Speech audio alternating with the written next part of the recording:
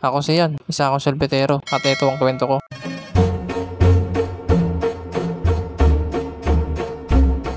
Nakalabas na nga ako at nalabas ko na itong karo ko. Nasundo na ng kapatid ko yung anak ko. Ano? Kamusta yung school?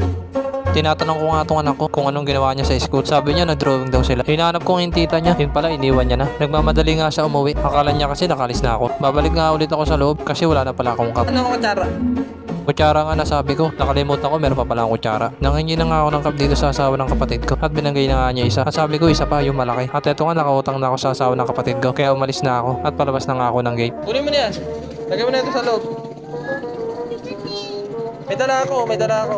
Nakalabas na nga ako dito sa labas at tinabi ko na yung cup na inutang ko. Binuksan ko na nga itong isang cup para ilagay sa apahan ko. Nilagay ko na nga yung cup sa apahan ko at binuksan ko naman yung malaki. Pagkatapos ko nga buksan, nilagay ko na rin sa apahan ko. Pagkatapos ko ilagay yung mga cup sa apahan ko, niligo ko na yung karo ko. Itatabi ko muna sa gilid para linisin. Natabi ko na nga dito sa gilid kaya kinuha ko yung basahan ko. Pagkatapos nga nun, sinimulan ko na yung paglilinis. Kailangan ko kasi linisin to bago ako umalis para hindi naman ako masabihan ng dirty ice cream. Nakakaya rin kasi sa customer. Natapos ko na linisin itong karo ko kaya tinabi ko na yung basahan. Yung natabi ko na nga yung basahan, niligo ko na yung karo ko at umalis na nga ako. Nandito pa nga rin ako sa iskinita at naglalakad na nga ako palabas na iskinita namin. Palabas na nga ako na iskinita namin at nandito na nga ako sa kalsada namin. Uunahan ko na kayo, hindi pala sa amin to.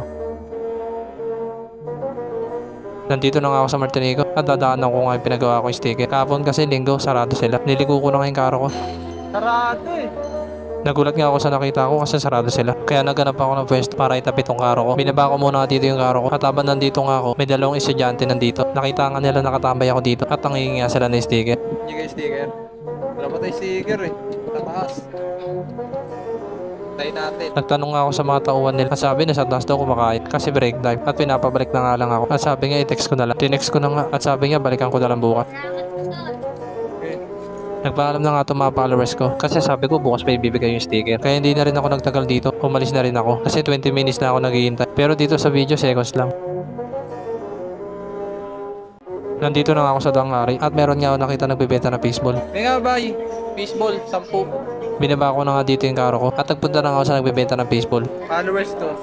Followers ko pala ito nagtitinda at lagi nga daw sa nanonood ng vlog ko. At ngayon nga kasama na sa vlog ko. Nasandukan na nga niya ako ng baseball kaya kinuha ko na yung baseball. Kaya kumuha na ako ng sandok at nilagyan ko na ng sauce ng baseball ko. Pinagalo ko yung suka sa kay matamis at meron nga mga bata makukulit dito. Nagsimula na ako kumain ng baseball at sinasabi ko nga ito sa supporter ko. Nasubukan niya mag-vlog at sabi nga niya dito sa marunong mag-edit. Sabi ko sa kanya, yung una ganun din, di rin ako marunong mag-edit. YouTube lang puhunan ko. At sabi ko nga sa kanya, yung maunang video ko walang kwenta. At habang tumatagal nga ako sa pag-vlog, unti-unti ko napapaganda yung video ko. Basta tiwala ka na sa sarili mo. Tapos na nga ako kumain ng baseball at umalis na nga itong followers ko. Inangat ko na tong karo ko at nagpatuloy na ako sa aking paglalakad. Kung masaya ka sa ginagawa mo, tuloy mo lang. Pauwi na nga ako kasi konti na lang yung ice cream ko. Siguro mga 10 takal na lang to. Kaya uuwi ko na lang. May sticker eh.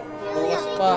Binaba ko muna dito yung karo ko at naisipan ko na ibigay ko na lang sa kanila natitira. Kaya kumuha na ako ng 4 na baso. Pagtapos nga binuksan ko na nga itong ice cream ko at nagsimula na ako sa aking pagtatakal. Ipapamigay ko na lang ito natitira kasi konti na lang naman to. Saka malulusaw lang naman to. Kaya ipapamigay ko na lang kaysa naman masayang. Natapos ko na takalin yung mga ice cream nila. Kaya isa-isa ko na binigay sa kanila. Pagkatapos kong ibigay, sinarado ko na itong ice cream ko.